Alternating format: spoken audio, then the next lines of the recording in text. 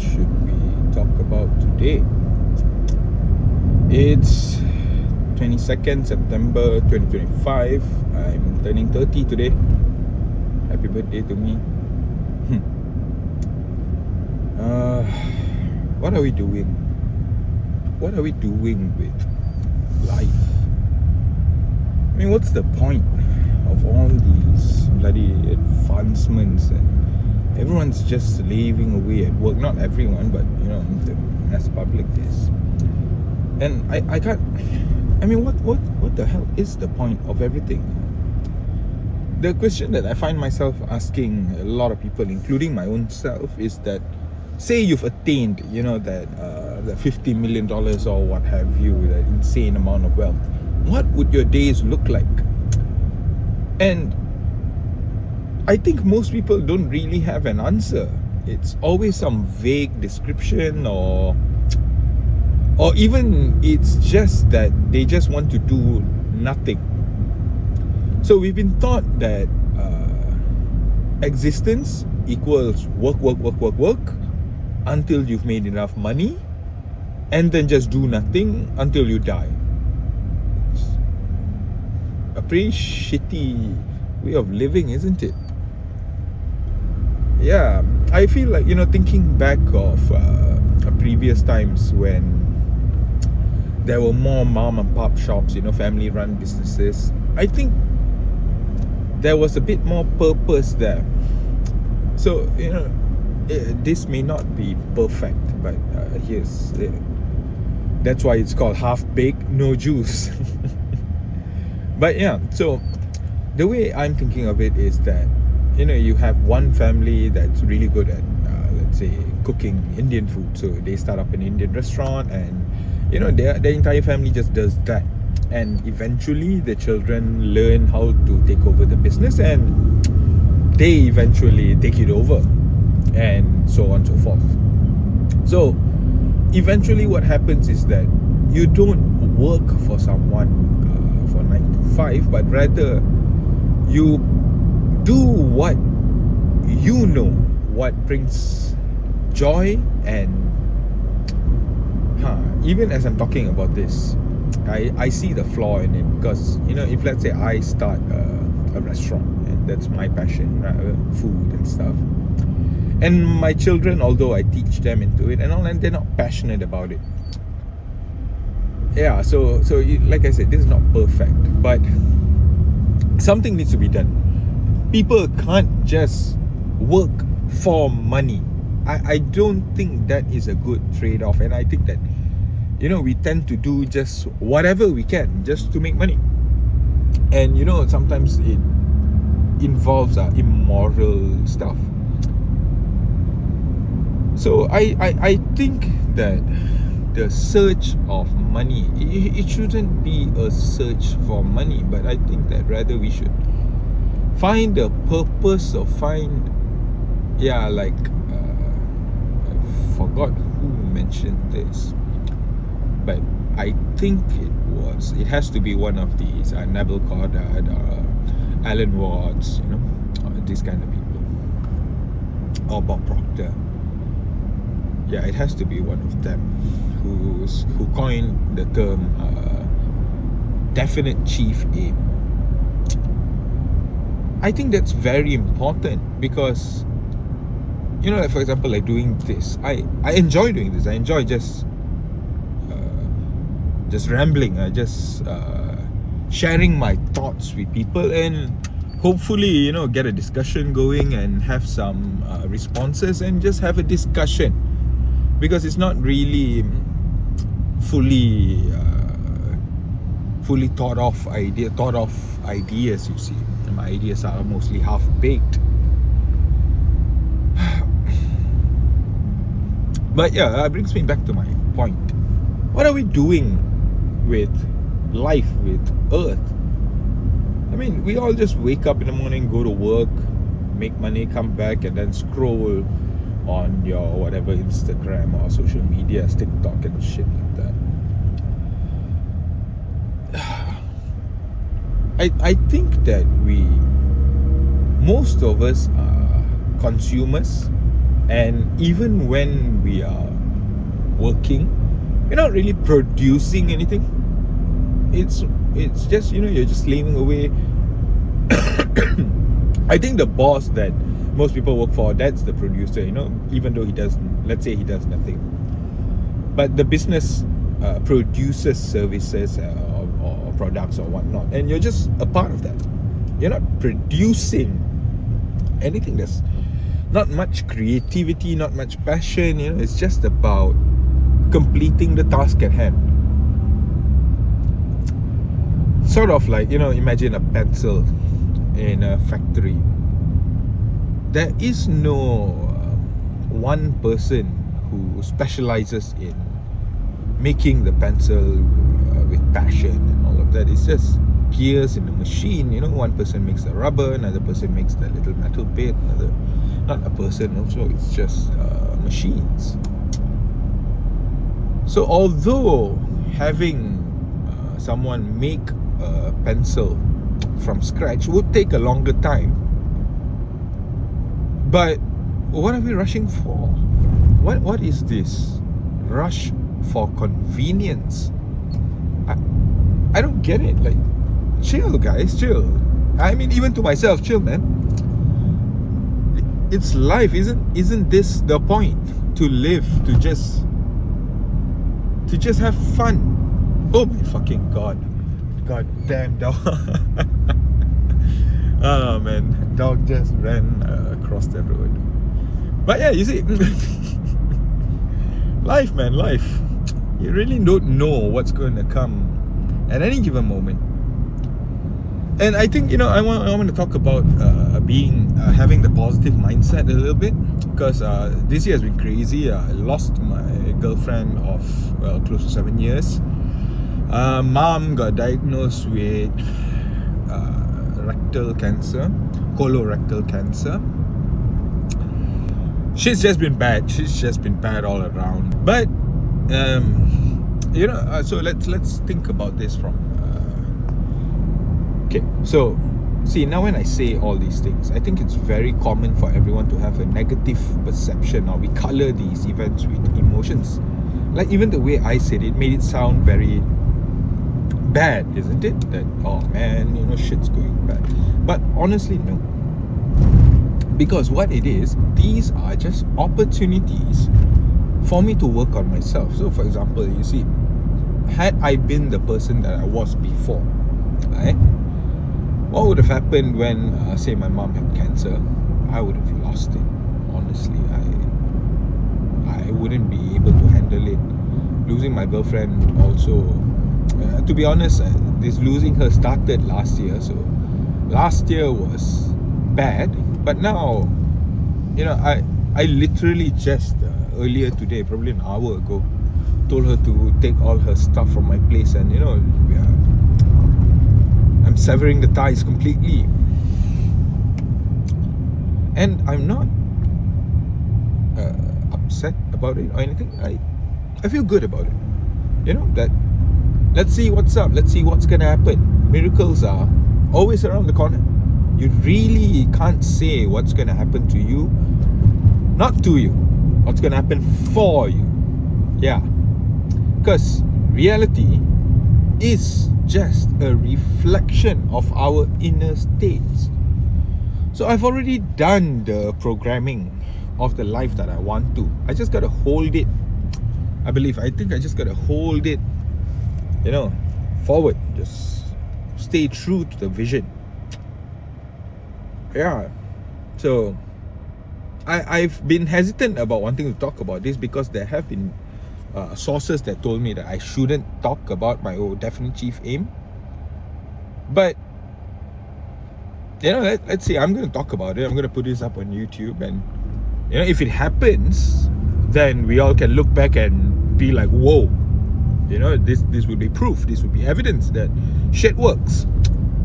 So okay, it might sound crazy, but what I want, okay, so there's one definite chief aim thing. It's been a work in progress. Okay, I've been working on what my definite chief aim is for months, for a good half year at least now. So at first I thought it was purely finance. I wanted to be rich. I wanted to have 50 million ringgit.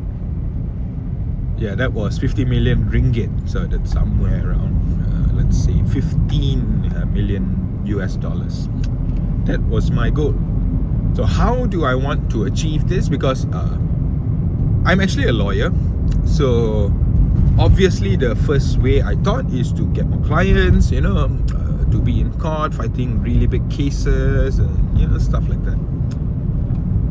Thing is, I'm not passionate about that.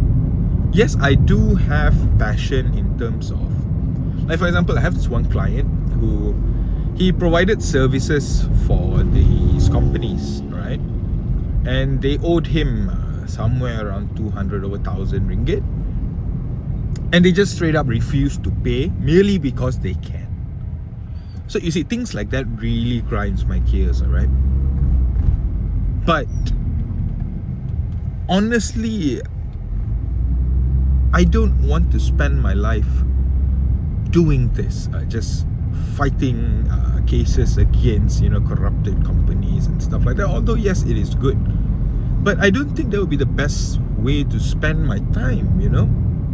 Rather, with finance and with time in general, I would appoint lawyers to work for my firm and guide them, so that I would be able to handle more, as in my firm would be able to handle more cases, and I would have more time to work on things that I like, which is basically solving the hard problem of what is all this, what is consciousness, what is reality, what is all of this. And also, of course, I do have that notion of wanting to save the world, obviously.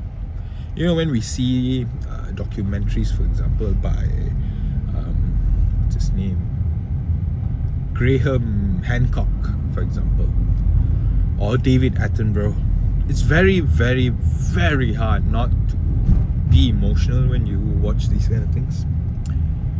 But I forgot where I heard this from, but someone put this in a very nice manner. He said that the way we are with Earth, it's much like a child is at home. He's just making a mess of things, he's breaking shit left and right, and you as the parent, you're not looking at your kid and hating them, but rather you understand, they're learning, so never mind, I'll clean things up. You broke that, it's fine, but we are going to work towards making you a better person. So that's a very comforting way of thinking about how we are, destroying, we are fucking up the earth. But perhaps we are not. Perhaps everything is the way it's supposed to be. Perhaps we are in the grand scale of things, perhaps we are still infants, which is why we are so, when I say we are so this and that, to be honest, thinking about it, I don't think the problem is with most people, to be honest. I think the problems with are these giant conglomerates and these billionaires. Well, of course, it's not to draw a general blanket over all of them, but I mean, think about it. So we think about things like cigarettes, for example, just because I'm a smoker, so that's the first thing that came to mind. So let's think about how cigarettes affect the environment, affect our health. Yeah, but why are cigarettes for sale then? You see, and how is it that the burden shifts to us, the consumer? Aren't we paying taxes to the government, and this whole infantilization of adults, of society by the government? Isn't all that so that we can look at the government as our parents, as in they should be looking out for us? But we can't trust them to do that, because look at the stuff that we have. Look at bloody the algorithms of social media, for example. It's basically just an addiction campaign. It is just a casino with no rewards, and that's pretty fucked up. So yeah, so looking at the state of the earth as it is, honestly, man, I don't think the problem is with the general public. I think the problem is with the systems and the people who are in control of them. So yeah, I think you know how there's always been this debate. I'm reminded of an episode of Community. Is man good or is man evil, right? So personally, I think there is no such thing as good or evil. But okay, sorry, let me rephrase that. I think there's only one force. All right. So just like how a magnet is, you've got the North Pole and the South Pole. So they're just two polar opposites, and I think evil and good is just that. It's just one force. I don't think evil truly exists. Yeah. So yeah, shit. So what are we doing? So what should we be doing? Honestly, given the way the system is, it's pretty hard to break out of it, Of course, unless you have a decent amount of money, or unless you are brave enough to let hell or high water just come. Because in the end of the day, all of these prisons or all of these limitations are all in our minds. For example, like the other day I was talking to someone about taking loans from the bank. So why is it that when companies, for example, one very good example is that client that I was telling you guys about, the one that wasn't paid that 200 over 1,000 ringgit. So you see, companies where they earn a lot, they tend to do this. Okay, it's not exclusive to this company, it's all over the world. I mean, look at Trump, right? How many contractors have he not paid? And I'm not shitting on him, but I'm just saying that this is the way business is done. Because yeah, it's just business, right? So we've been taught that business is supposed to be this cold-hearted, calculated move where profit is above all else, right? So if that were the case, why are we so okay with businesses treating us that way, but we don't treat businesses that way? Why are we so fearful about defaulting on our loans? Why do we feel so inclined to follow the rules all the time? They don't care about us, and I'm saying all of this not to instigate anger and not to get people to go out on the streets or whatnot, but I think it's more of for people to realize and just look at shit like everything is mental. And I mean that in both ways. Everything is in the mind and everything is fucking crazy. It's just fucking mental. So yeah, man, I don't know, but I really, really hope that more people would stop just scrolling mindlessly and just letting your emotions be governed, letting your thoughts be governed. I mean, I'm from Malaysia, and I've not really been following US news or US politics, but even I know about Charlie Kirk. And even I think it's really, really, really obvious who's behind it. Yeah?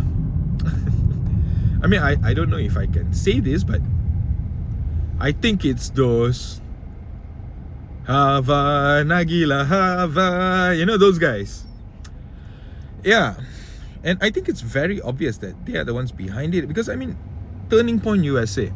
So, what I know about Charlie Kirk was he is a heavy Republican MAGA guy. Which is fine, You have your own opinions.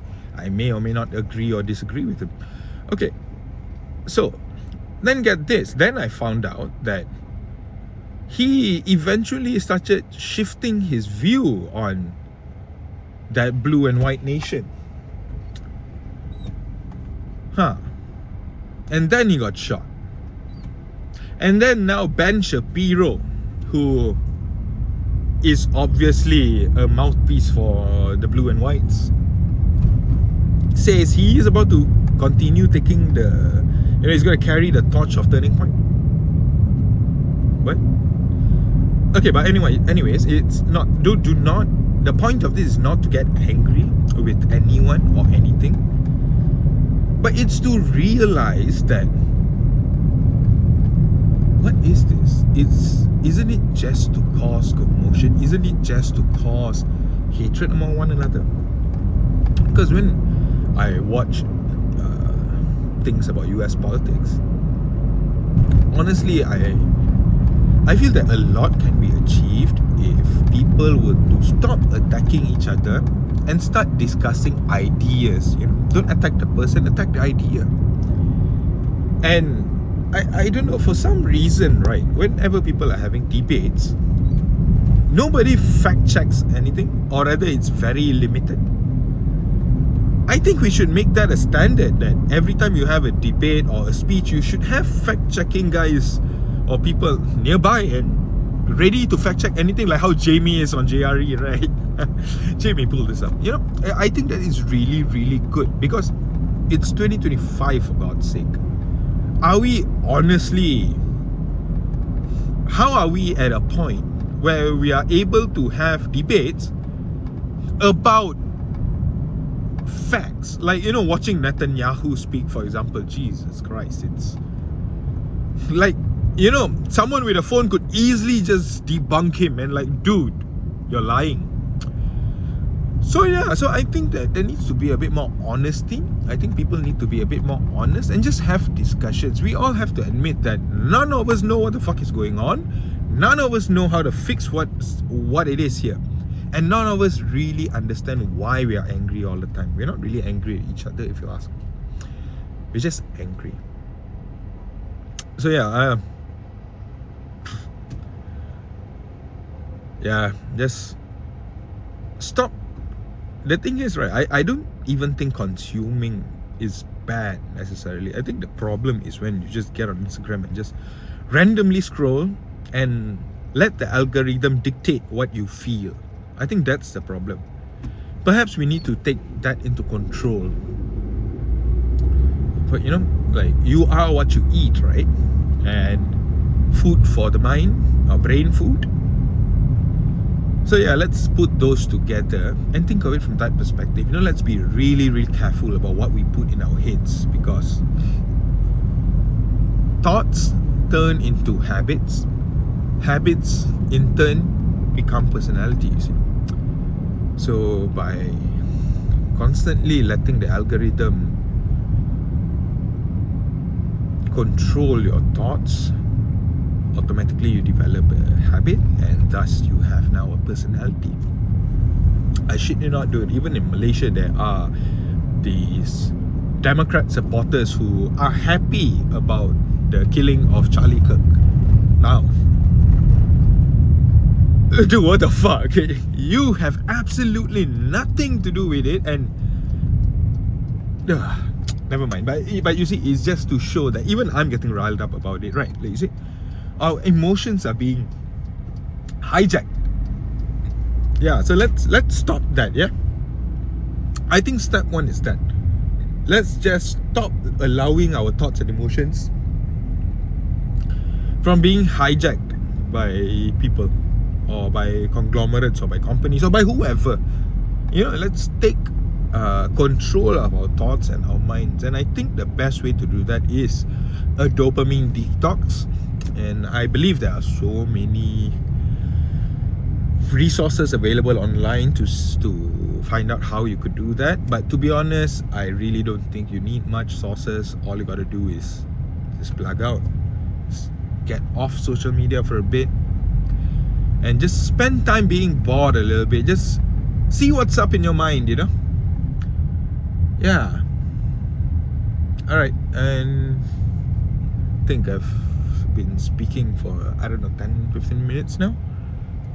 Right, I'm gonna find a parking spot so I can stop and have lunch. So yeah, think about what I said. And yep, see ya.